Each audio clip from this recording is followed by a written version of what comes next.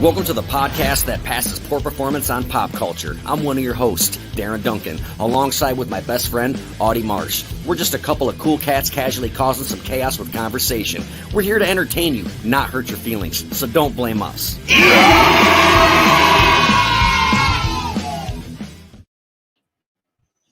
What it is, homeboy? What's up, man? What's going on, man? Hey, it feels different not being at your house doing this.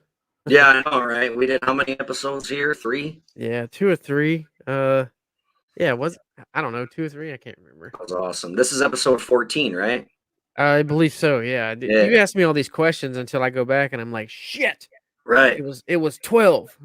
Well, every time before we go live, I usually hop on our Spotify and just count all the fucking episodes. But eventually, we're gonna be like in the hundreds, so it's like, fuck that. Yeah. We just gotta start taking notes, dude. It's gonna get so big we can't even remember. I don't remember. Yeah, right. We got a really badass guest for our 14th episode. I think it's the 14th episode. Zack Edwards, man. This guy is in my opinion, he's the definition of the American dream, dude. A kid from fucking Indiana moving out to California to fucking pursue his dreams, and it's like next thing you know, he's fucking on set, fucking mixing the blood and shit. It's great. It's such a fucking awesome story. I can't wait to talk to him about it and see how he fell into this career, man. It's awesome. I'm very proud of him and stoked to have him on. So you want to bring him on? Yeah, let's bring this motherfucker on. Is that what you're saying? Basically, yeah. What's up, dude? Hey guys, how's it going? Good. How are you, man? Oh, not too bad. Just enjoying the California sun. Yeah, rub it in, Dick. But you're from the Midwest originally, right? Fort Wayne? Yeah, Fort Wayne, Indiana.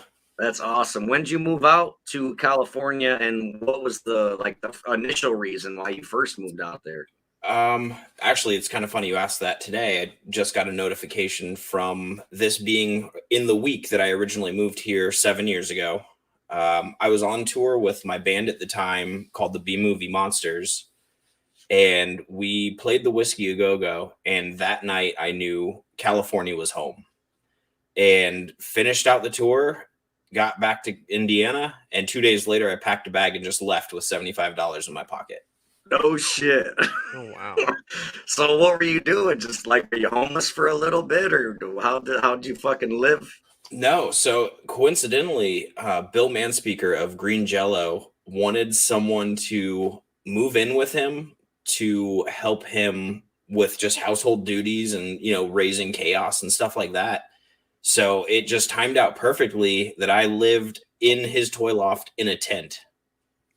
Yeah, I remember before we met face to face, I remember seeing Bill Manspeaker live on Facebook and stuff, just being crazy in his house. And when you were on tour with this other band, you stayed at my house and you were like, "You ever watch Bill Manspeaker's videos?" I'm like, "Yeah." You're like, "I'm the dude in the tent." I'm like, "Oh shit." That's fucking awesome. And for those that don't know, when he said Raising Chaos, that's the name of Bill's son. So he wasn't like trying to be funny. Like he was legit raising a human being by the name of Chaos. It's hysterical. Oh, wow. Yeah, I didn't know that. I was like, oh, okay, Chaos. That's cool. No, that's the dude's son. That's his full name is Chaos Diablo Manspeaker. Yeah. And then his other son's name is like Damien Hellion, right? Yeah. That's fucking awesome. So what was the B-Movie Monsters, your band like? Was it like punk rock and like horror movie? Yeah, I mean it was anything. It was labeled as like horror rock or horror punk. But we did everything from surf music to straight punk music and everything in between. That's awesome. But now the cool thing about that band was every single song was themed off of a specific horror movie. Okay, cool. So like the lyrics would be about the movie and everything then? Yeah. So for instance, our song Dinner Party was about the Texas Chainsaw Massacre. Oh, that's awesome. That's Audie's favorite horror movie, by the way. So that's cool absolutely. You mentioned that. Oh yeah, same here. I love me some Texas Chainsaw. Oh yeah. What'd you think of the new one? The new one on Netflix? I've purposely kind of put off watching it because I've heard such bad things, and it's such like a grail movie to me that I don't want it to be ruined with a flop in the franchise. Look, the next generation, it won't be nowhere near as worse as the next generation. So you should be fine. Yeah, Audie loves it, and he's a big fan like you of the original Texas Chainsaw Massacre. So you might dig it. I loved it. I thought it was fucking awesome, dude. Yeah, it was definitely different. It had its own little vibe to it. Just gotta watch it go in, and I mean, you're a special effects artist, so I'm pretty sure you're more keen into things where Darren and I watch it, we're like, oh, that's cool, but you could probably look at it and be like, wrong, wrong, stupid, Oh yeah. so it's probably a I little was different in your actually eyes. I was actually gonna say, being a special effects artist, you might really enjoy the kills because they're pretty fucking brutal. Oh yeah, See, absolutely. it's like a catch-22. Like it's super cool because you cheer on your your fellow effects people, but at the same time, you're like, oh, I just saw where the bloodline was rigged. Oh yeah, okay. So it ruins it for you a A little little bit bit. sometimes. Damn, I never even thought about it like that. That's kind of cool, but kind of shitty at the same time. Yeah. So But how'd you? Go ahead. I was gonna say, but at the same time, you're like, ooh, that's how we did that blood. I'm gonna use that in my next movie. Yeah, I was gonna ask too if there's like, do you get any inspiration from seeing shit like that and the way that it's done? Oh, definitely. I mean, for what I do, every effects person has their own way to do it. And if I haven't worked with someone that does it a certain way, I may have never been exposed to that, but I find that their way works better than what I have been using. So you're constantly just bouncing back and forth between what works best, what can be hidden, what gives the best results. How'd you fall into this, man? Because I feel like when we first met, it was like you talked about haunted houses and how you would do those and stuff, and but I don't know if we ever talked about you like, yeah, someday I'm gonna fucking be a special effects artist or anything. And it was just like, next thing I know, you're fucking on American Horror Story sets and shit. It's just crazy. How'd you fall into it and like become so successful so fast? So having a love for horror movies and haunted houses and all that, mixed with the fact that I was that kid that always took my parents' lawnmowers apart, but never could figure out how to put them back together. Okay. I mean, I was the mechanic of my own Power Wheels Jeep when I cut the battery cables and couldn't, mend them back together. I was heartbroken. But, when I moved out here, I didn't know anyone in film. I didn't move out here with the intention to be in film. I moved out with the intention of music. And just the right situation arose. And my girlfriend at the time was already in the industry. And she says, you like building things and figuring out how things work. Why don't you try that in front of a camera and get paid to do it? And I about called bullshit and said, there's no way that I can get paid to, essentially be a hillbilly. Right. And she was like, yeah, I mean, you absolutely can, but you're going to have to start at the bottom of the food chain and essentially be a coffee runner. Like you go up to the directors and you say, what can I get you to drink? Whatever it is. And so she got me my first job on a Dell Computers commercial and basically said, this is the only one I'm getting you. From here, you're on your own. And when I got the production assistant job on Westworld for the first time, I found the effects guys there and just annoyed the living hell out of them. And I was like, what's this do? How does that work? How do we make this happen? To the point the guy said, look, if you leave me alone, I'm going to give you my phone number. And when you can find a way to weasel yourself into the union, call me and I'll hire you. So I did. That's where a lot of those Huluween and all that kind of stuff, the Into the Dark series came from. Is that was me getting my days to get into the union to work on bigger projects. Man, that's so cool, dude. That's a really great story.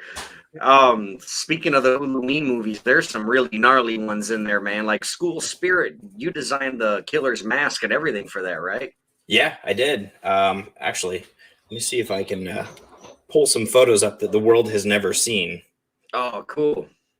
Yeah, but there was School Spirit, which I designed the killer. I designed any kind of body part that was there. My entire garage was full of severed heads and torsos and all sorts of weird stuff. So I don't know how well this will show on the camera, but do you remember the scene with one of the kids being decapitated with the paper cutter? Oh, yeah. Oh, shit. Damn, that's cool, man. There's That's really that cool. one. And then here's me standing with the villain I created for that movie. That's fucking cool. How does that feel, man, to like be the designer of the actual slasher? Like that's got to be pretty fucking sweet. Yeah, I mean, I thought I had reached the pinnacle of my career right there, having such a love for horror. And then Blumhouse, which has come out with so many cool horror films, to approach me and say, hey, we want you to design our killer. I about passed out. I mean, Right. I told my fiance that I think I pissed myself a little bit when that call came through. What did you have any inspirations for that killer for School Spirit, or was this some just your own brain baby, or what? So, believe it or not, I at the time was working on my sculpting skills, just making different generic monsters and things like that.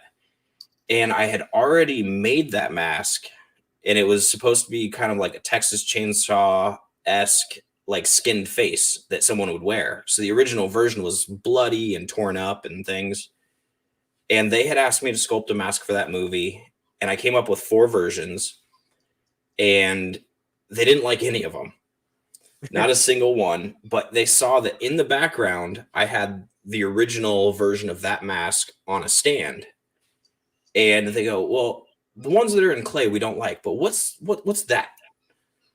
And I told them, and they go, all right, bring it in tomorrow, and we'll talk about it. So I brought it in, and they go, all right, well, we're going to throw some dirt on it, and I want you to repaint the cracks black instead of with blood and stuff like that. And that's basically how the Admiral was born. That's fucking sweet. Pretty cool. So what Did is you- it? Oh, I'm sorry. Go ahead. No, you go ahead, man. Ask him. So how does it work?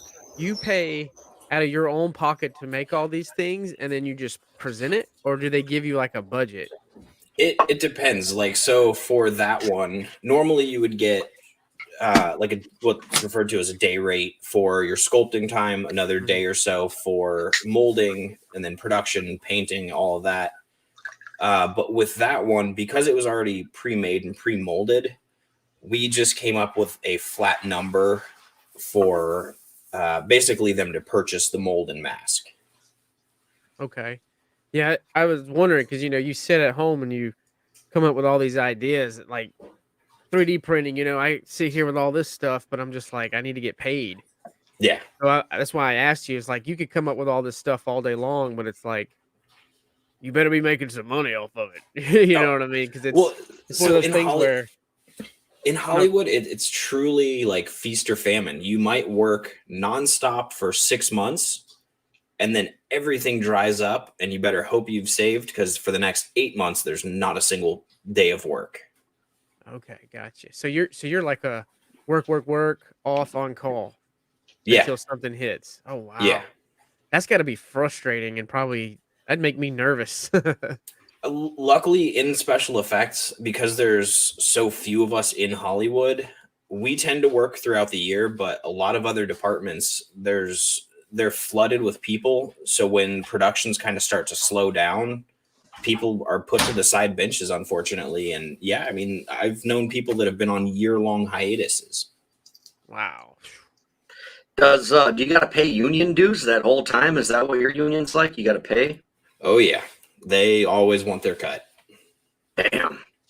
How well protected do you think you are in that union? Is it a pretty safe union? It really depends.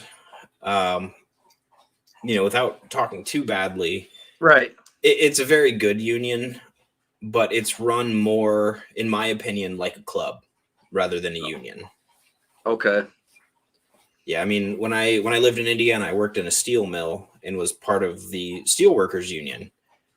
And the example I like to give is that when I was doing that, if you were my boss and treated me badly, I can tell you to F off, call them, and they're like, all right, well, your next job's over here tomorrow. Whereas if you do that here, the union's just gonna kind of laugh and say, well, that sucks. Start making calls and get yourself some new work. Damn. That sucks. Yeah, I've been in a couple unions that you're a fucking joke. They don't protect you. They don't do shit, and it's like, what am I even paying this shit for? So yeah, it's crazy.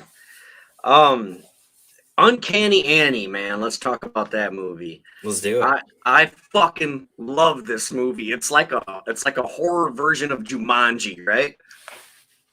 That's what I've always thought. That's the way I explain it to people. I'm like, it's kind of like, what if Jumanji was a horror movie? Go ahead, talk about it. One of the pitches that the director Paul presented when we were doing the scouting originally for that movie was, and I hadn't read the script. We're just walking into these locations. I'm seeing the house it all takes place into. And I asked him, I go, what's this movie about? And he said that. He goes, think Jumanji meets 13 Ghosts. Oh, shit, that's cool.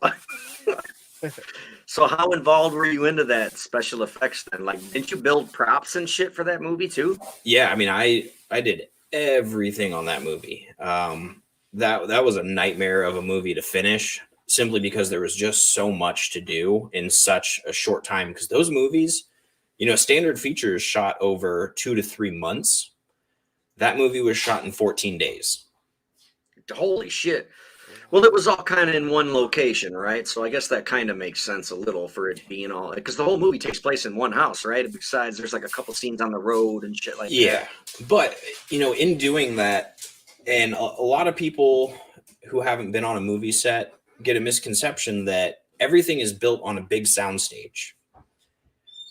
With Uncanny Annie, that was truly an old abandoned house on a mining field.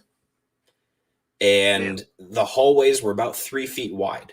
So imagine getting 3 cameras, sound, lighting, a bunch of equipment up there, plus 10 or so extra bodies just trying to navigate through these hallways to work for the next scene. That sounds like a nightmare, dude. Yeah. So who did all when they try to leave the house and everything is black? That's all just like computer imagery, right? No, that was all done practically. That was one day that we went to a soundstage out in, I want to say it was Santa Clarita, California, and we just painted the entire thing black and hung a bunch of black curtains around them. Oh shit. That's crazy because it looks fucking huge. Like it's its own universe, like its own dimension. It's fucking wild. I can't believe that was practical. That's some crazy shit. Yeah, we've got this cool stuff that the grip department uses called Duvetine, and it's like the darkest version of black you could imagine, but it feels kind of like velvet or felt. And because of that, you can drape it right behind someone, and it gives huge amounts of depth behind them. Oh, wow. That's cool, man. Some movie magic. Yeah. That's cool. What's like your favorite thing to do? Like speaking of movie magic, like is it the blood? Is it the severed arms?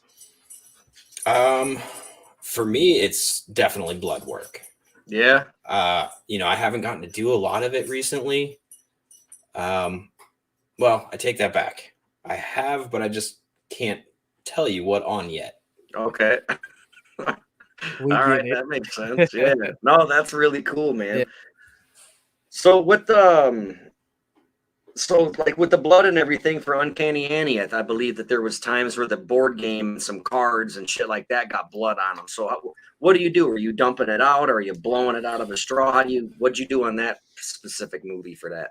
So a lot of that, for example, there's a scene where one girl opens up the box on top of the board, and I believe she takes a drill and drills through it, and it just starts spewing everywhere. All we did was we put her inside of one of those like Walmart kiddie pools, and between takes we would just squeegee off the board and let it go down into this kiddie pool. Oh, okay. That's cool. Yeah, because you can't really fuck up the house either, right? Or, I mean, did that house belong to somebody? Were you renting it or what? No, so the house belonged to the state of California. And yeah, the house was extremely strict about what we could and couldn't do there. So I ended up there was a scene where they wanted one of the characters to be invisible but have footprints appear. And they wanted them to be muddy footprints. But the location said, absolutely not. You can't do that. So I ended up I molded my own boot and made silicone pieces of mud that would go through it and had footprints in them. That's genius. That's really cool. You did go ahead, Audie. if you sit back and think about it, that's pretty petty that you would have to make something that tedious to a special effect. Yeah. You get what I'm saying? Like, it's like, you can't do this, so you gotta, like, improvise. That's genius. I would have never thought to do that, and I would probably still just be pissed to the simple fact that I couldn't put my own muddy footprint on something. Oh, yeah. You know, I mean, one of the big ones that you guys will probably just laugh at. Have you ever seen movies when they're in the shower and the mirror steams up? Mm-hmm. yeah. Yeah, that's not steam. That's spray-on deodorant. Really? Yep.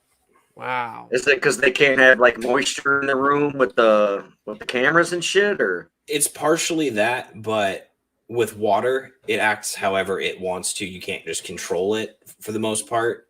So with the arid extra dry like spray deodorant, we can put it on there light, put it on there heavy, and it can last long enough that someone can write their name in the mirror. That makes a lot of sense, Oh. man. So you guys are responsible for everything. If it's raining, you don't film in the rain. That's you guys. If it's windy, that's you guys, right? Yep. Yeah, I mean, a lot of what we do is things that people take for granted. As dumb as it sounds, if you see a toilet flush on a set in a movie, that's us. If you see a sink turn on, that's us. If an actor lights a cigarette, one of us has to be about 3 feet away from him, making sure he doesn't light themselves on fire. That's crazy. That's so silly, but I get it. Because safety is most important, right? Yeah. Right. Just like with any other job. It's like you want to go home the same way you walked on set that day. So I totally get it. And if you're hurt, you can't work. So Exactly. if you're getting hurt too. But I never thought about the cigarette thing or even the water thing. Like, yeah, because I would assume you guys don't have like running fucking water or like toilets. I mean, probably in the bathroom, but not on a fucking sound stage. You know?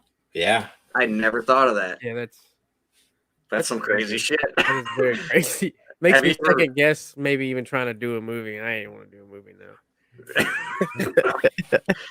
What kind of problems do you run into when you're like creating like rain and thunder and wind and shit like that? One of the biggest ones, especially with rain, is location.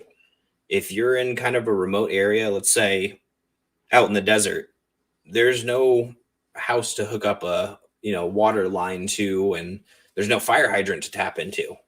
So we actually have to bring out these gigantic water trucks that hold like 2,500 gallons of water and have water cannons on them. And then we hook those up to these big truss systems and, the spray heads. But it's a lot of, if you're somewhere that you can't have the regular amenities, it's our job to figure out how it's going to work. And a lot of the times producers don't understand that, you can't make it rain in the desert at the snap of a finger. It takes planning, it takes time, and you're limited because if you're 50 miles out from the closest water source, once those trucks run out of water, you can't do another take until they go back into town, fill back up, and come back out. Right. How do you? What about wind? Do you guys have any? Is there a pain in the ass to control wind, or is that just a big ass fan?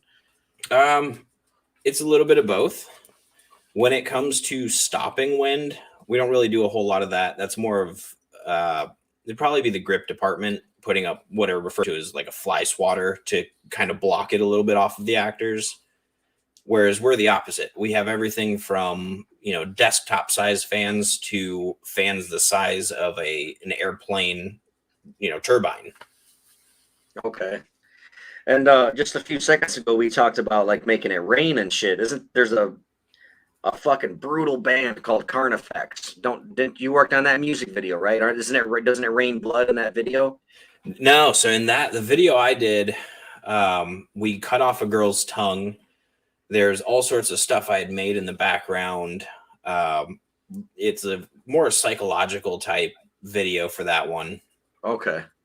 What's that song called again? Visions of the End. Yeah, everyone needs to go check that out. Not only are they a kick-ass band, but it's just cool that you worked on that music video. Yeah. How'd you get that gig? So I had done a kind of low-budget horror film prior to that, and there was a lot of bad experiences there for other crew members, and I always stuck up for them and was kind of the one who just didn't care enough about the movie to let the producers treat the female crew members a certain way. So at that wrap, we exchanged phone numbers and said, keep in contact, all of that. And about 4 or 5 months later, I get a phone call from the makeup artist on that movie. And she goes, hey, my boyfriend's band is shooting a music video. I go, okay, that's great. And she goes, do you mind if they call you? And I was like, yeah, whatever. Expecting it to be, just another hopeful band going to be the next thing. So the next day, I get a phone call. And they go, is this Zack Edwards? And I go, yeah. They go, okay, well, this is a representative for Carnifex. And I go, oh, shit. And I was like, what? How did you get my number? And they said, well, such and such gave us your name and highly recommended you. And we want an effects artist, and you're the only one we're willing to work with at this point. That's And fucking awesome. So I, happily agreed to it. And, I was like, what do you need? What can we do? And at the time they were on a very tight budget. They had just gotten off of a tour, just finished recording that album and everything. So they said, we want the best thing, but we have to work within certain monetary parameters. And I go, you know what? I love the music. I don't care. I'm going to show up with an entire kit full of stuff, and we're just going to make whatever you want happen. And the night before, they called and they said, well, the one thing that we want done is we want in real time to cut someone's tongue off. So I'm scrambling around trying to figure out how to do it. And it ended up the most ghetto thing I've ever done in my life. I ordered fake tongues on Amazon, had them shipped to my house the next day. And now I ran into the problem with, how are we going to cut it off? And I just remember them saying they wanted it to be done in the most brutal way possible. So I ran out to the garden, grabbed my fiance's garden shears, and we used those to cut off a girl's tongue. That's fucking awesome. So what'd you do for the blood? Did she have blood in her mouth, or how'd that work out? Yeah, so basically I hollowed out the fake tongue and we slipped it over her real tongue. And she just pulled it out about, 1.5 inches, only exposing the fake, and snipped through that. And I had a little blood packet on top of her real tongue that she would bite down into. And at the right time, it just spewed out. That would be terrifying as an actress. Like, you better not cut off my tongue, fucker. Well, that's why I told her, I was like, you're the one doing this. I'm not going to reach into your mouth and feel your tongue for you. Right. Yeah, that would be. Whew. So what did she have to do? Bite the back of it? Yeah, I mean, it covered probably 3/4 of her real tongue. And it made her look like Gene Simmons when the full thing was in. So what we did is, I coached her. I said, find the tip of your real tongue and keep it behind your teeth and push everything else forward. And when we're going to do it, I said, bite down on the fake tongue and just pull forward and clip from that point. I'm going to go tonight and order one of those fake tongues on Amazon. I still have about 75 of them in my garage. Holy shit. You're just waiting for a fight. Yeah, in case I mess up, I have 75 of them left. Yeah. I mean, that's what you got to do, I guess, being the effects artist. You got to always buy in bulk. Yeah, I mean, because you never know. Yeah. I as the person doing the effect might say, that didn't look right. Let's do it again. Mm-hmm. Camera might say, the SIM card got corrupted. We don't have that take anymore. We have to do it again. So you always want to buy and manufacture more than what you're actually going to use. Yeah. So speaking of takes, have you ever had like a Stanley Kubrick moment where like you had to like just at take after take after take to the point where you're just ready to just throw it all up and quit? Have you ever been dealt with that in your career? Luckily I haven't really. There's been some that have been really close. And actually it was in, what was that? It might have been School Spirit. It was the finale, which I won't give away, so everyone has to go watch it. But let's just say the mascot. You'll watch it anyways. Mascot just watch the fucking movie, everybody. Yeah. Really mascot gets shish kebabbed with his own sword. Okay. And the planning for that to happen and the way that it had to happen and everything, they wanted it from every single angle possible. And in film, you generally do what are referred to as a wide shot, a medium shot, and a tight shot. And then you reverse it. So, but this scene, I kid you not, it was like wide, medium, tight. Okay, we're going to slide to the left, and we're only going to focus on this freckle right here. And then we're going to do the same thing. Okay, now we're going to do it from the other side and just focus on this eyelash. And everyone on set was like, are you serious? Like, we've seen this guy die probably 100 times at this point. Yeah, I'd imagine that would, to me, that would just be so tedious, shot after shot. Like when you think, man, this was a good shot, it was so great, the effects went on, and then it's like, nope, redo it. That would definitely piss me off. I get you got to have some patience being in the line of work that you are, and and a lot of things that what we refer to as the upper line, so the director, producers, and all that don't understand is that they have this misconception that we are magicians. Again, on School Spirit, there's a scene where the kids are in a classroom and they pan forward and they see what was the mother skeleton now sitting at the desk in this basement. Well, I had built and made this skeleton, and the script called for an actual exposed skeleton. Well, 5 minutes before we shot it, they decided that they wanted decaying flesh and it to look more like it was, still rotting. So if you watch the movie, you'll see that, we achieved it, and I had 5 minutes to do it, and it was done with what was it? One of the makeup girls handed me a blush palette, I guess, and paper towels and a spray bottle. Wow. Make it happen, huh? Yeah. I mean, whatever you got to do to make it work. It's got to be nerve-wracking. Oh, yeah. I don't know. So go ahead, Naughty. I was real quick. I was looking on the IDMB, and I see that it's got you listed, and you can correct me if I'm wrong, as an actor on Ass Clowns Constipated. That was going to be my next question. That's fucking awesome.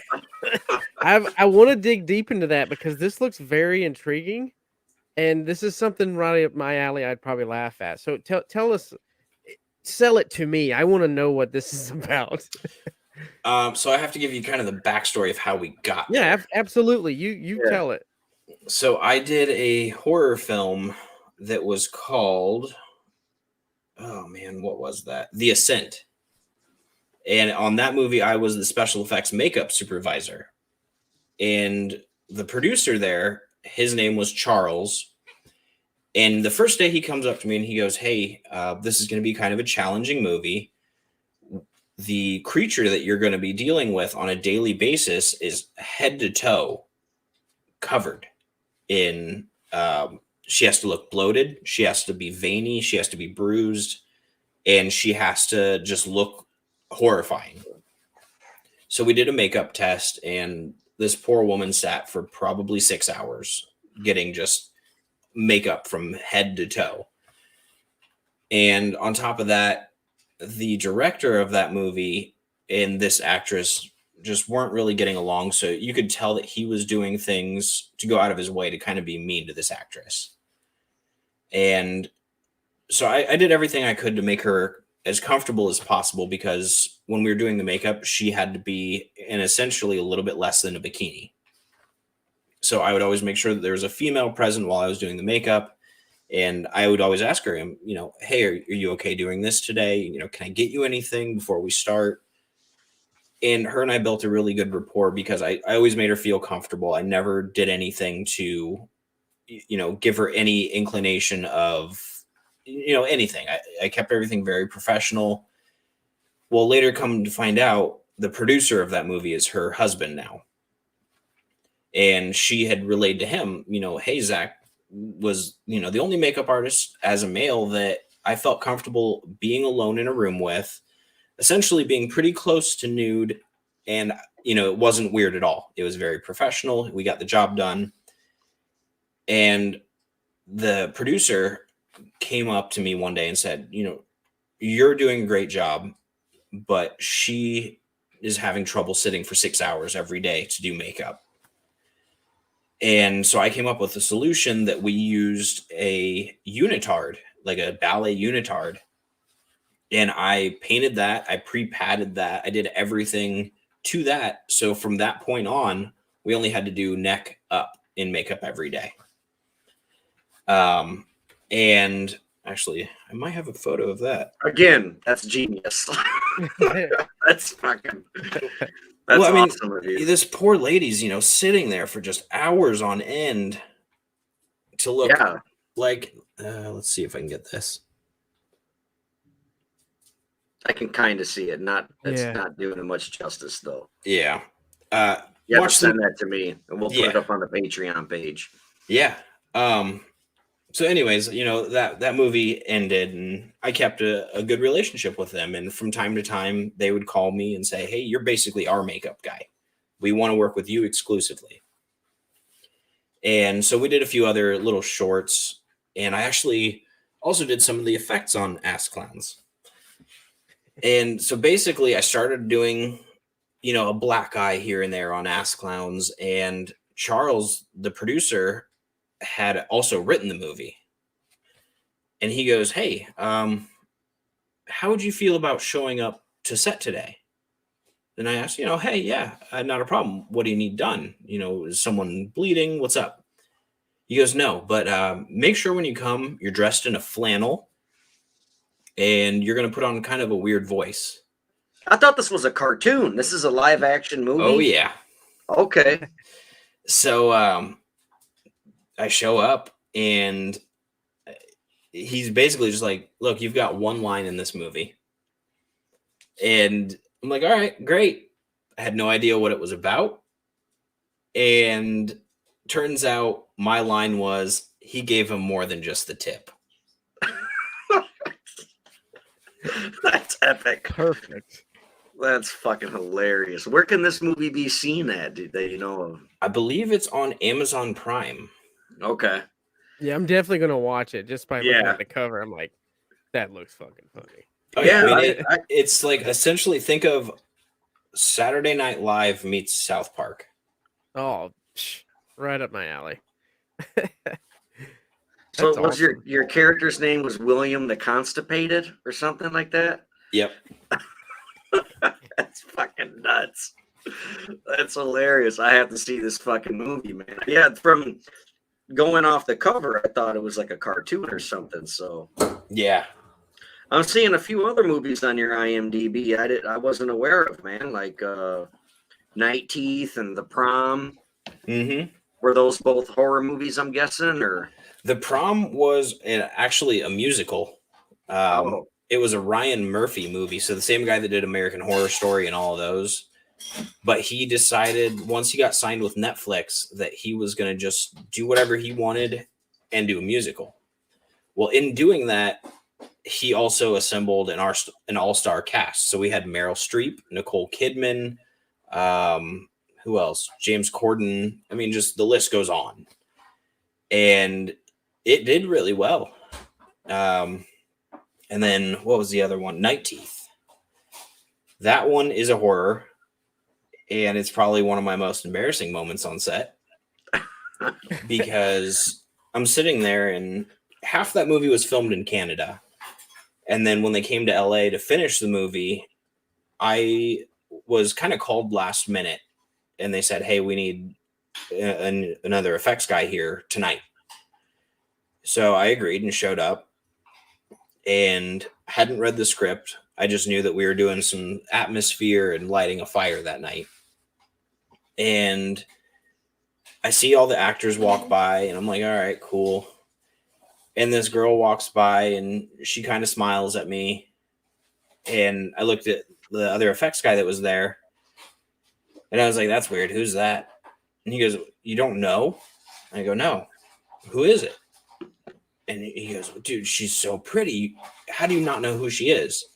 And I was like, she's okay. Nothing special.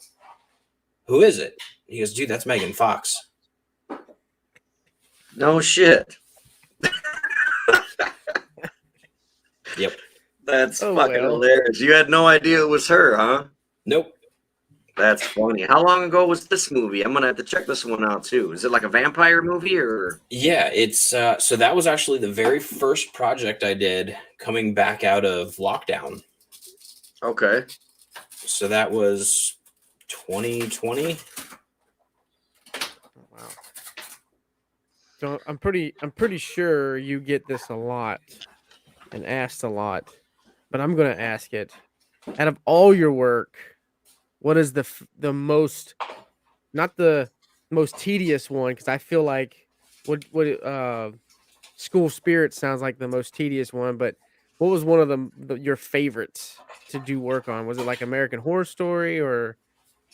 I'm gonna have to say a certain one just for a few different reasons. I did a show about a year and a half ago called Kidding with Jim Carrey. Okay.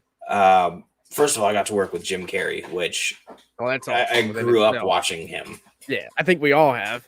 So, getting to do that was cool enough, but that was a huge turning point in my career because up until that point, I had been under the assumption that, every movie we're going to have time to prep in a shop and we're going to have weeks in advance and this and that.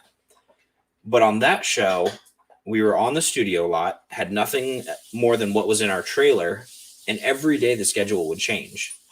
So, let's say we were supposed to be shooting the giant Bigfoot that walks across the set. Well, we're not doing that anymore. Now Jim Carrey wants to drive through the set in a car that's made out of a wine barrel, and you've got 20 minutes to make it. So we would scramble to the trailer and just pull out any materials that we could just to make it happen. So it ended up, for that example, his car was made out of one of those little scooters when you break a leg and you put your knee on it and kind of scoot down. That was his car. So the show's called Kidding? Yeah. I gotta look into that, man. I haven't heard of it. Was it just like, why did it fly under the radar, or do I just live under a rock? I've personally never watched the show. I know a lot of people that did. Essentially, what I've been told is it's Mr. Rogers on LSD. Okay. I thought Mr. Rogers was on LSD. Yeah. Oh, man. That's fucking great. How involved were you with American Horror Story? You were on the season Apocalypse? Yeah. Was there any other seasons or just that one? For that one, I was off and on throughout that season. I didn't have a whole lot of involvement past doing like some smoke and stuff like that. There was just so much going on. And when I joined that crew, I found out that on the first day of shooting, within the first 2 hours of their day, they were a week behind schedule. Oh, shit. So they were slamming, trying to just do everything they could, filming multiple scenes at once, filming with multiple shooting companies at once just to try to finish it. Because, Ryan Murphy's a very busy guy. He never just has one thing going on. So while he was doing Horror Story, he had American Crime Story in prep. He was prepping The Prom at the time. So doesn't he like do Glee and fucking Scream Queens? And I mean, he's a real fucking busy dude. Yeah. We got about 15 minutes left here. Let's talk about your most recent project that I'm aware of anyway, Pam and Tommy. Yes. Dude, it was amazing. Like, I love that show. As soon as it was done, I was like, I want to watch it again. I almost fucking restarted the whole thing and watched it again. It was so fucking, and there's like some kick-ass people in that show. Oh, yeah. So it was like, just what was your average day like working on that show and getting to sex? I'm sure you met them all, Sebastian and Oh, yeah. Seth Rogen, and so what was that like working on that show? First of all, Seth Rogen is one of the nicest people you could imagine meeting. And Sebastian, who played Tommy, was awesome. I mean, he was super cool. Every morning he'd come up and say good morning, and he'd ask you how you are and all this and that. And it ended up because I was the only member of the crew that had tattoos. When they would put Sebastian's fake tattoos on, the makeup department would come over and ask me to stand next to him every morning so they could compare what real ones versus his faked ones looked like. Okay. Yeah. So I know the answer to this, but I'm going to ask anyway because the audience doesn't. So did you create Tommy Lee's fake dick and his talking dick? Because that was a prosthetic dick, right? It was. Unfortunately, I did not make that. That was done by a guy named Jason at Autonomous Effects, which those guys are miracle workers. But all day long, no one can keep a straight face. I bet. Well, first of all, the puppeteer walks in, and you think he'd have, maybe a little briefcase or something like that. This guy comes in with like 4 or 5 road cases. Damn. To control what was referred to on our walkies as, "Hey, Richard's on set." Yeah, he's having a full-blown conversation with his dick in the bathroom, right? Oh, yeah. Yeah, that shit was nuts. So that was all remote control then? So it was a little bit of remote control. And what made it even funnier was that some of it was like old school brake cables. So you're pulling a cable a certain way to make Richard look to the left. Okay. So did he wear that like a pair of underwear, or did it slip on over his real genitalia, or what? How'd that work? Yeah, so when scenes like that get filmed, they kind of kick out most of the crew. Right, I would imagine. Trying to be kind of sensitive about the content, but I did get to see the workings behind it because I was one of the crew members that had to be in the room for it, and it kind of slipped on kind of like a Speedo and had a bunch of cables running south. Wow. Now, the actress who played Pamela Lee, her chest was prosthetic too, right? That wasn't her real breasts? Correct. I thought so. Yeah. They sure as hell looked like they belonged to her. That was insane, man. Like, I could tell the dick was fake, but yeah, when they showed her breasts, I was like, man, that's crazy how real they look, man. Yeah, I mean, she was another one of those, like every morning, if our shooting call was 7:00, she was there at 3 a.m. getting done up. And, she was in the makeup chair every day for hours upon hours. One of the things about the show that scared the living shit out of me, and I was like, this could be the end of my career, was, you said you saw the whole show, right, Darren? Oh, yeah. Yeah. So there's a scene where she's fighting with her boyfriend when she's younger and still in Canada. Yep. And the boyfriend throws a Game Boy at her head. Mm-hmm. Yeah, that wasn't that guy. I had to be the one that threw a real Game Boy at Lily James's head. Oh, shit. So Wow. in my head, I'm like, man, if I miss or she goes the wrong way, my career's done. Right. like why use like, all right, we'll get this guy to do it. He looks confident. Well, so that day, the stunt coordinator was there, and he was there to coordinate what that would be referred to as a stunt. And he asked me, he goes, how's your pitching arm? And I said, it's pretty good. He goes, are you pretty accurate? I go, yeah. And he hands me. Oh, yeah, I throw stuff at girls' heads all the time. Yeah. Well, so I mean, he did. He pulled me aside for a good 20 minutes, and he was like, here's a Game Boy. I want you to hit this vase. Wow. And so he made sure that I could hit it every single time. And, between myself and him, we were confident that it could be done. But in that moment, it's just like, if I screw up, this is bad. Right. Yeah, I could imagine, man. That would be a little scary because that's not just going to be like, oh, it's okay, I'm all right. Like, no, she's going to get a couple stitches over that, you Oh know. yeah, Those things are That's gonna, heavy. yeah, it's yeah. going to fuck a lot of things up. So, Yeah. have you ever met anyone? I forgot what the correct term is, but like where they don't break character. You ever met any guys like that, like Jared Leto type dudes, where you're just like, hey man, you're just trying to talk to them about like the process of what we're gonna do, and they're still got their accent or whatever. Yeah. Oh man, why did his name just leave me? Oh, there it is. Ed Harris on Westworld was one of Okay. those. When we were filming season 2 of Westworld, a little bit of backstory for it is that I never talked to Ed, never said a word to him, kind of just stayed out of his way because that's what we were told to do. We're like, don't bother him. But yet every day, everyone's up there. Oh, hey, Ed, how's it going? What's this? What's that? And you could just see him getting annoyed. So I made a point to kind of avoid him. Well, there was a day that it was his birthday and we were on set and everybody kept crowding him. And I just kind of stayed off to the side. And finally, towards the end of the night, when we had wrapped, we're just crossing paths. And I said, hey, Ed, happy birthday. And I kept walking. And I didn't say anything else to him. And the next day, someone had to go relay some information to Ed, and everyone just kept getting screamed at. And again, him and I are crossing paths, and he goes, hey, why didn't you, stick around and talk to me more?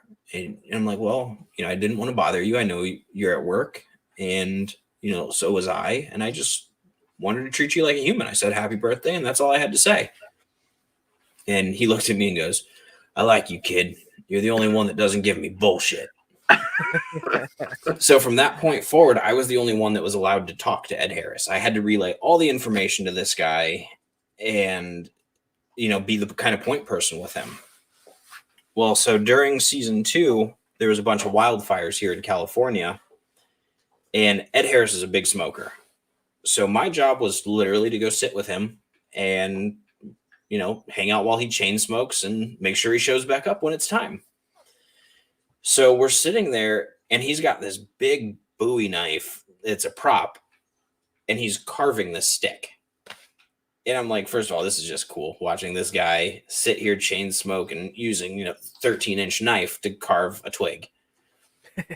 And so over my walkie, I hear, hey guys, the wildfires are getting close. We're going to evacuate. So I look over at him and I go, hey, Mr. Harris, they're saying that it's getting dangerous and we're going to have to leave the area. So I stand up, and as I'm about, mid standing, he grabs my arm and sits me back down. And he goes, you see those fires over there, boy? And I go, yeah. He goes, we don't leave until they come to us. And at the time I'm like, all right, well, if I'm going to die, it's with Ed Harris. We're good. Fuck it. That's awesome. That's cool. So I've never seen Westworld, man. Try to explain it for all the other people, just like myself, who hasn't seen it. Oh boy. Is it like robots and shit? Ain't it? It is, but it's not like you would expect. Think about being able to pay a certain amount of money to go live in a video game, but everything in the video game is tangible. So you can actually touch the characters. You can, eat, drink, shoot people, get shot, everything. Okay. And then imagine getting stuck in that world and the AI bots start to gain consciousness. Okay. Is this a HBI or HBO show or something, or Yeah. what was that on? Is it okay? Cool, because I got HBO Max, so I'm definitely gonna check it out then. Oh yeah, And check it out. What kind of stuff did you do? You said you were on season 2, right? Yeah. So what were you in charge of? I'm gonna make you wait on that one, but Okay. basically, as you watch, you'll see that was a nonstop, job for us for months and months. Okay. Awesome. I'm interested. That sounds awesome. I gotta fucking check it out. Yeah, I have definitely a list of movies because of you, Zach, that I have to go and watch now. So I have yet to see the Tommy Lee one. So Dude, it's so good. Like it's amazing. Yeah, it sounds The, good just from the the talking first dick and everything. the first two episodes, I was like, man, I hope this whole season ain't dicks. And like the third episode, it's just fucking amazing. It's such a good fucking show. But yeah, it was the first two episodes are a little weird. Yeah, they were a little odd, and the cool thing with it though was that the director on the first couple of episodes was a guy named Craig Gillespie, and he had just finished the movie Cruella. Oh wow, that's awesome. Yeah. That was a good one. I love that movie. That was a really good one, man. Yeah. Yeah, they couldn't have picked a better person to play Cruella DeVille, man. Emma Right. Stone nailed that shit. Just like Angelina Jolie with Maleficent. It was like, Oh yeah. they couldn't have picked anybody better, man. And Sebastian, what's his full name? I know Sebastian it's Stan. Yeah. That dude, he fucking pretty much nailed Tommy Lee, man. He was pretty good too, I thought. Yeah, he's another one of those that while he's on set, he wasn't Sebastian. He was Tommy. Okay. And it was cool just, interacting with him and seeing, once the day was over, you could talk more to Sebastian. But throughout the day, he changed his mannerisms to be more like Tommy. Sebastian himself doesn't smoke, but on set he would, just to keep up that raspy voice and all sorts of other weird tricks. Right. That's really fucking cool, man. The dude in real life who stole the sex tape, don't he live in California and he's got a pot farm now or something? He does. To my knowledge, I don't know if he owns a pot farm now, but for the longest time I thought he had gone into like the plumbing business. It was weird. He's a weird guy. Yeah, at the end of it they said that he I don't know if he owns a pot farm or if he just works on a marijuana farm, but it says that he tells everybody I'm the guy who stole the sex tape and nobody believes him and shit. Anybody could tell that story, It's just like when you're at a strip club, you could be anybody you want to be. You could lie to the strippers and be like, "Oh yeah, I fucking do this or whatever." Oh yeah. But something that strange to nobody knows who the fucking guy is that stole that sex tape, and now we do because of the show. Yeah. Did they have anybody real life to help tell this story? I forgot, I can't think of the word either that they use, but was Tommy Lee involved or the real guy who stole the tape, or was there anyone else that was involved in the real story? Be like, hey, this is what happened, or this is how it went down, or whatever. Not directly. I know that Tommy and Sebastian had corresponded kind of back and forth, more so that Sebastian could figure out his personality and how to portray him. And then on the flip side, you can still find news articles about it. Pamela Anderson was absolutely against the thing even being made. And, at least in my opinion, I think it's that she didn't know how she'd be painted because, as I'm sure you saw, Darren, she's actually shown as the victim in the series. Right. It's 100%. not, she's not made out to be like a whore or whatever you want to call it. She's made out to be, victimized, which she was. And I just don't think she's willing to see that because she just thinks it's going to be another bad publicity for her. Right.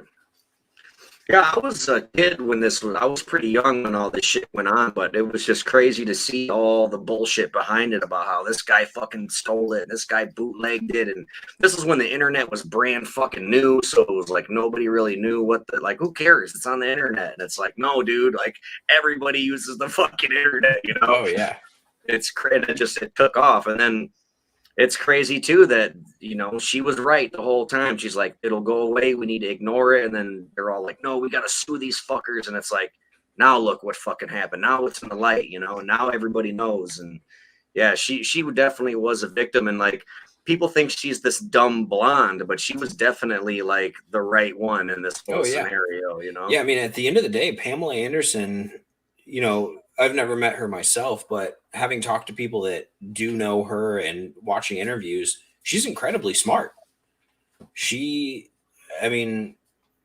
Unfortunately, the media wanted to see her a certain way, so she had to play kind of that dumb blonde character. Right. But in real life, from everything I can gather, she's incredibly smart and, well-rounded and knowledgeable. So before we let you go, man, what other kind of things do you do when you're not filming? I know me and Audie here, we're podcasters, so we like to talk about true crime and thing. And there's been some pretty cool places that you've been to, like Spawn Ranch and I think like where Elizabeth Shortbody was dumped and things like that. Like, do you do that often, or was that just kind of something you just did one day? When I get some extended time off, I like to go to those kind of places. Still got to get you out here to do the Queen Mary with me. Yes, I want to do that so bad. But, a lot of the time, because I work 18-hour days, 5 days a week, I like to just come home and relax. Recently, I've been getting into the hobby of what's referred to as EDC. I don't know if you guys know what that is. No, what is that?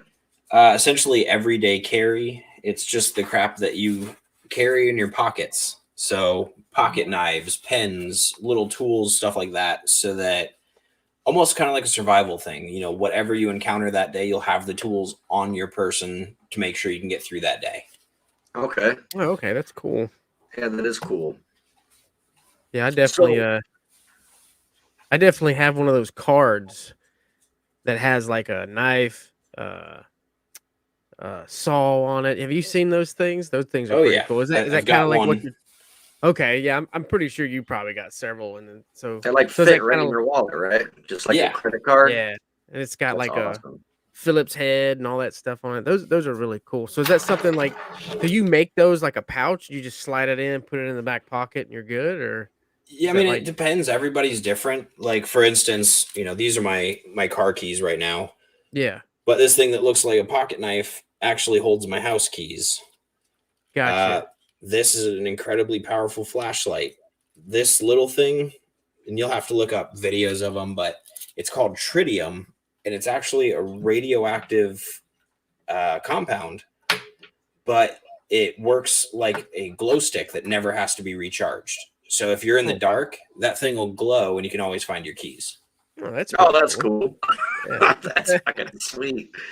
So how does this Queen Mary work, man?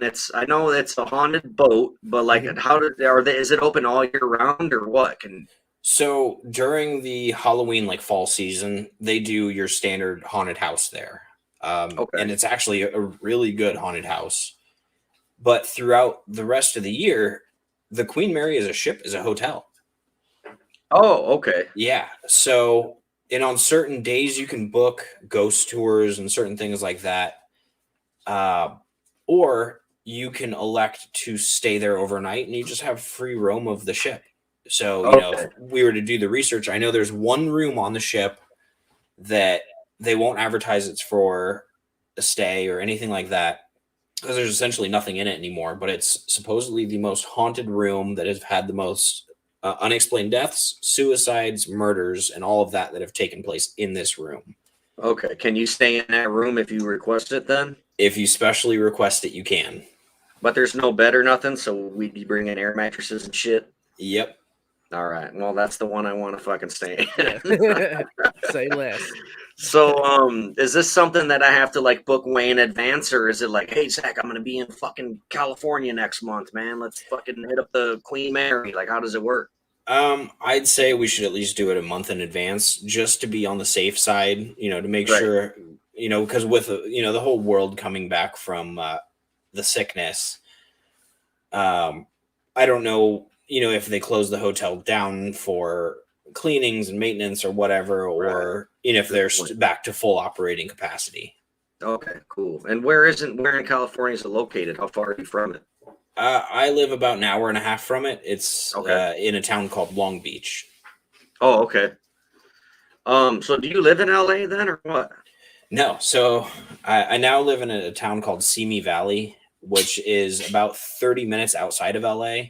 Okay. It's just enough that when you're done with work, you can get away from the congestion of LA and, have a peaceful night and not have to deal with the tweakers and things that run down the streets. Yeah, no shit. The Museum of Death, is that close to you? It was. They closed it. Oh no, did they? Yeah. I heard they were moving it again. Yeah, so they're in the process of moving it, but it was on Hollywood Boulevard, and they haven't opened their new location yet. Gotcha. Oh, so it's not like shut down permanently. Oh no. It's just in kind of I've been to their Bourbon Street one. Their one Yeah. in New Orleans. I went to that one. That one was pretty cool, but it's nothing like the one in California, from what I gather. Yeah, they got like quilts that the Manson Yeah. girls made and fucking Yep. all kinds of crazy shit. Heaven's Gate, bunk Oh, yeah. beds and stuff. Yeah, Well, so luckily the Museum of Death closed, but there's a new one on Hollywood Boulevard called the Icons of Darkness. And it circulates, instead of on true crime, it's going to be more of your suit they wore as a xenomorph in the movie.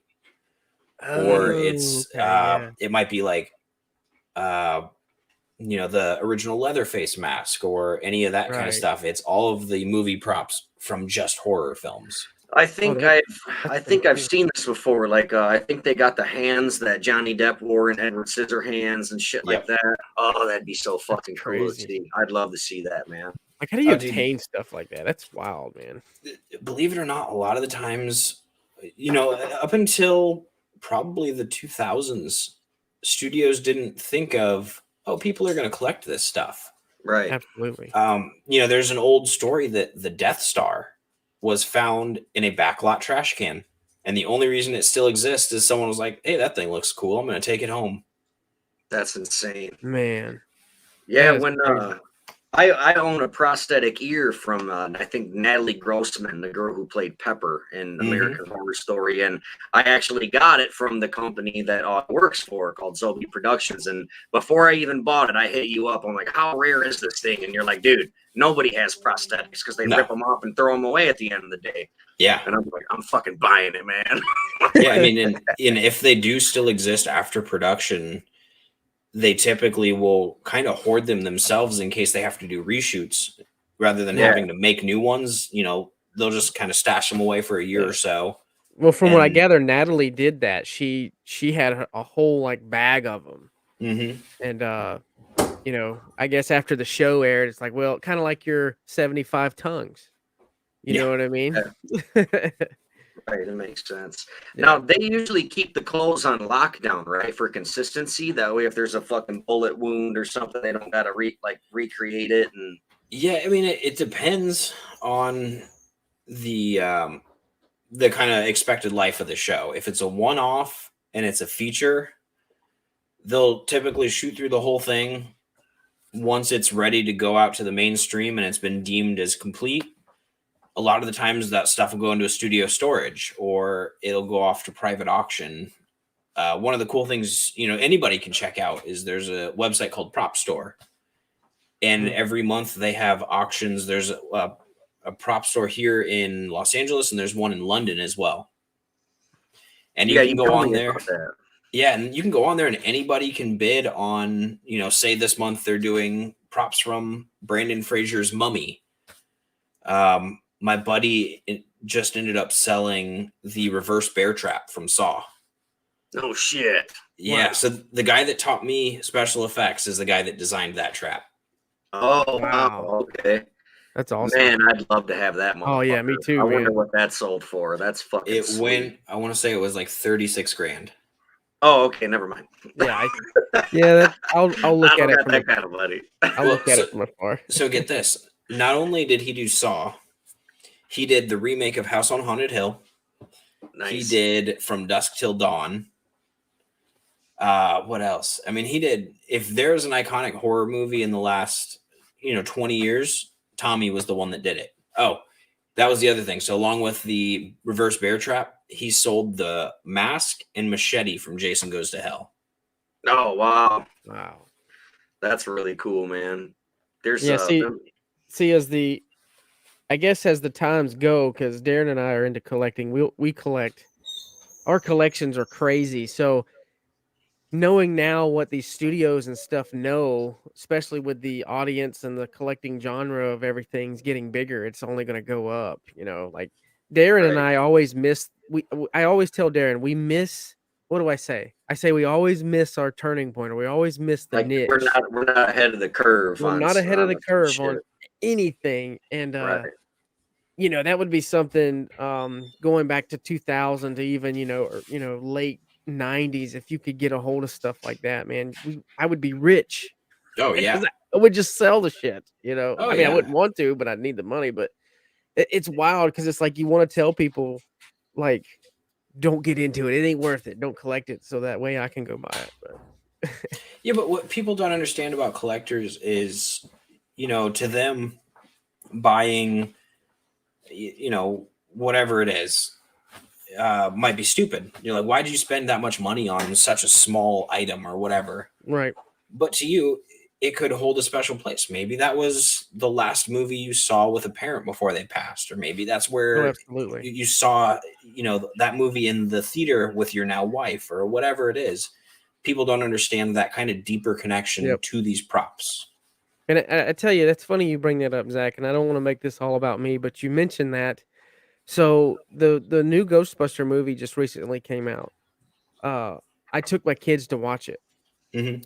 I watched Ghostbusters 2 because the first Ghostbusters I think I was not even a year. It came like in 84. The second one came out in like what, 89. Yeah. So I was a little older, 5 or 6. So my dad took me, and I took my kids, and I wanted the Ecto popcorn. I guess, what is it? A popcorn holder. Yeah, Yeah. it's like a bucket.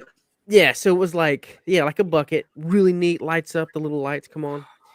I couldn't get it. I went on the AMC, it was sold out. I ended up spending $100 from a third, like someone who bought it and flipped it, uh, all because of what you just said. Like, Yep. I wanted that piece because I took my kids. It was a very like special moment for my children, and I wanted to get that just for the simple fact that I'm going to pass it to them when I die.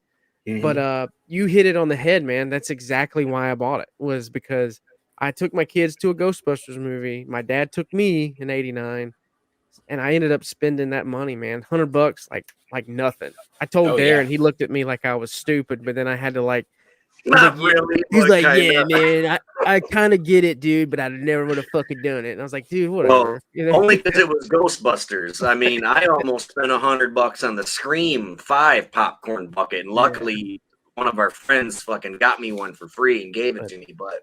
And it's no way near as cool as the Ghostbuster one, but I guess I wanted it that bad because it's my favorite fucking Yeah. franchise. So. Yeah. But I mean, for a while, I collected props, and I kind of got out of it once I started building my own. I just kind of had to decide, did I want room for my own stuff or things I've collected?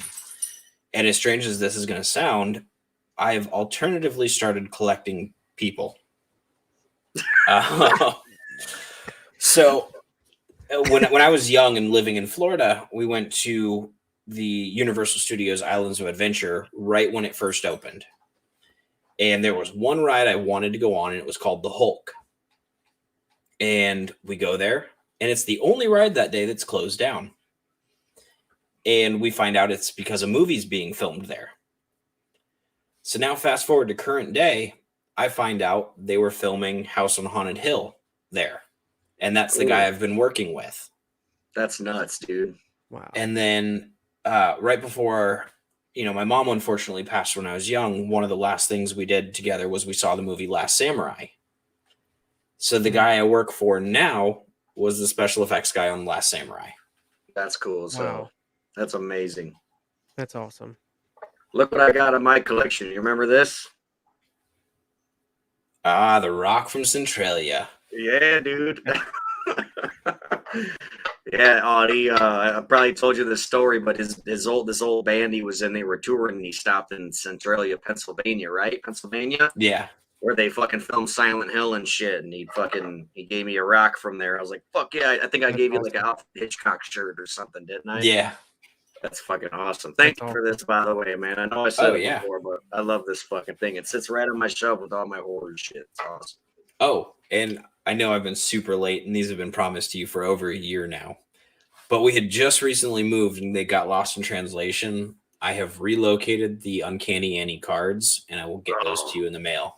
Awesome. I can't wait, man. That's cool as Nice. fuck. I gotta come visit you too, so we can go to Spawn Ranch, man. I gotta get some fucking dirt or something from there. Oh, dude, Spawn Ranch is like a mile from my house. Awesome, yeah. I gotta come out there. Yeah, yeah. We gotta hook up and go out there. Yeah. I really appreciate you hopping on, dude, and spending your Saturday night with us. Please share this on your Facebook, show all your friends and everybody, and try to help spread the word. And just congratulations on all your success. I'm so proud of you, dude, and so happy for you, man. Thank you. It's fucking amazing. You, like I said earlier, man, the intro, like you're like the definition of the American dream, dude. A Midwest kid, $75, move out to Cali, and fucking look at you now, dude. It's awesome. Congratulations, brother. Thank you. All right, man. We're gonna let you go and get out of here. And again, thank you so much for hopping on, dude. Thanks, Zach. Yeah, thanks for having me, guys. Dude. All right, man. Peace out, dude. Right. Take it easy. Later. What's up, Audie? What's up, man? How fucking cool is that, man? Oh, that's amazing, dude. That's the things I want to do, man. Like I just want to move somewhere and just be successful. Yeah, right. Yeah, like I want shit to fall. I want to fall into shit and start smelling like roses. But I just fall into shit and I still smell like shit. You know what I mean? You're like a turd that was rolled in glitter. Not even that. No, but how big are that guy's balls to just fucking move out to Cali? Yeah, and be dude. Like I'm gonna fucking go out there after playing one show in California with his band, and he's like, "This is it for me, man. This is the life." Like, hey, how do you even get there with $75 in your pocket? I don't even know, man. I don't know. Right. It's like I said, it's just all about taking risk. Exactly. I was just gonna say that everybody's like, "Oh, I want to fucking do this and be a star or whatever," and like he fucking pulled the trigger and look at him. It's amazing, dude. I mean, it's kind of like when I signed up for the Army, I knew what I was going to get into, and that was the risk. That was the risks I took, and I'd never look back. I'd do it all again. You know what I mean? So I kind of get, the whole taking the risk, but going out there and doing your thing, you just got to do it. Most people nowadays they're afraid to take risk, and they really never. I don't want to say they don't amount to anything. I feel like I'm attacking someone when I say that, but they never follow the dream of what you don't know until you take the risk. And I say this all the first leap of faith. Yeah, and I say this all the time. FAIL is an acronym. Your first attempt in learning. F first, A attempt. That's your first attempt. You got to fail sometimes to learn from it. So I get it. That's awesome. I gotta holler at him and see if he can snag us some dirt from Spawn Ranch or something. Yeah. Yeah. Put it on the mantle. Yes, absolutely. I forgot, but yeah, man, that was a good episode. That was cool. Yeah, I'm really absolutely. happy that he hopped on. You got to see them that Pam and Tommy, bro. Uncanny Annie's. I'm slacking, man. Uncanny Annie is a really good movie too. I loved it. I feel like that's probably my favorite thing that he's worked on. That and the Pam and Tommy show. Yeah, we got to see this Ass Clowns. Right. I was going through. I was making the graphic ad, and I was like, "What movie should I put up there for him?" And I was like, "Oh wow, you got him listed as an actor." I was like, "Ass Clowns." I was like, "Oh shit!" I thought it was a cartoon, judging by the. Yeah, I thought it was too, but it looked. I'll definitely take a look at it. I felt like such a big asshole in some of the stuff he was talking about because I've yet to see it. Dude, you know me, how I'm so far behind on everything. But right. But yeah, the Tommy Lee thing, I'm gonna check out the West, and then Uncanny Annie. You've been talking about that movie for like the last 2 months, so I definitely got shit longer than that because I saw it randomly. I just saw it on Hulu, and I'm like the synopsis or whatever sounded cool, and I think I posted about it on Facebook, like, hey, if you got Hulu, you should, because I'm always doing that, after every fucking movie I watch. And I put it on Facebook, like, dude, you got to see this movie, Uncanny Annie. And he commented, he's like, I worked on that. And I was like, what? For real? He's like, and that's when he started telling me about, check out School Spirit too. And he's like, I did all the Halloween shit. And I was like, fuck, I didn't even know that, man. Like, it's awesome. And then when I think that's how me and him started talking again, was like, dude, you're fucking doing special effects and shit. Yeah, that's awesome. It takes a special type of person to jump into doing something like that because, like, I don't have patience like that. I couldn't like if you Darren, if you told me to make like something out of whatever, I would probably get pissed at you for you giving me such a short time to make it. I'd probably tell you to go fuck yourself. Right. You know, Right. I just couldn't. I was like, I can't fucking do it. Don't tell me what to do. What do you say? 20 minutes to make a car out of a wine for barrel Jim fucking Carrey. Yeah, but it's like, Jim Carrey. Like you can't say no. Oh, yeah, like how do you pull that That's out? hilarious. Yeah, that's fucking hysterical. That's crazy. That's drive, man. All right, man. Well, next week I think we're gonna have Matt Santoro on again from Super Bob. Okay. And I gotta fucking get back out in the world and start hollering at some guests so we can get some more people on. Yeah. We were supposed to have Brandon Chiappetti, the singer of Bleeding Through, on yesterday at 5 p.m., but I got to reach back out to him so we can do it at our typical time. I don't like doing podcasts in the middle of the day. Yeah, I don't like it either. I feel like the nighttime, everybody's digressed. It's, run an hour. I should fucking holler at him because he's probably pretty pissed. He's probably like, what the fuck, man? Fuck these guys. I'll never be on y'all's podcast. Yeah, it's okay. Shit. When I lined up CJ Graham, I was talking to him on the phone, and he kind of, I told you he scalded me that one time. He was like, "Yo, you're doing this, and you can't do that." And he's like, "I'm not nobody. I played Jason," and he was just like, he was mentoring me, And he was like, "What the hell is this shit at 5 o'clock in the afternoon? Nobody wants to do this shit at 5 o'clock." I was like, "I didn't know." Well, he went live for us. No, for me, when I was doing it on the other podcast, that never happened. Okay. He's like, basically figure out your life, circle back around, and come talk to me again. And I haven't blown him off. I just everything what I had at the time, the program I was using, it was bullshit. But now that I have this, right. It's nothing to get CJ on and get him on here and talk about. I get him on here and just let him talk about what he does in life. I don't want to like bombard him with the whole Jason thing because that's everybody knows him as that. For sure. But yeah, let's cut it, man. I enjoyed this one. I appreciate Zack coming on. That was really cool.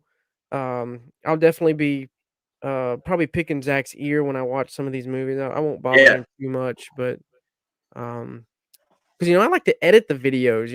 I like doing the computer stuff. It's a little easier than me making a fucking barrel car for Jim Carrey. I could never do that.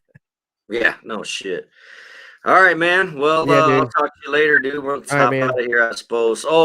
Thank you all for listening and joining us. We got to give a shout out to our producers. I almost fucking forgot. We can't forget that shit. We got Ben Newman, Chandra Daler, Ryan Merriman, Brent Kopaka, Tara Myers, Paul Tonkovich, John Bailey, and Katie Jellick. Thank you all so much for donating to our Patreon every month. And you guys are going to have merch coming your way. And just thank you for being loyal listeners and donating and fucking helping produce our show. We really appreciate it. We really appreciate it. That's it, man. See you guys later. Peace out. Don't blame us. Don't blame us. Thank you for tuning in to our little Passion Project podcast. Remember, we go live every single Friday night, same damn time, same damn channel. So if you miss it, don't blame us.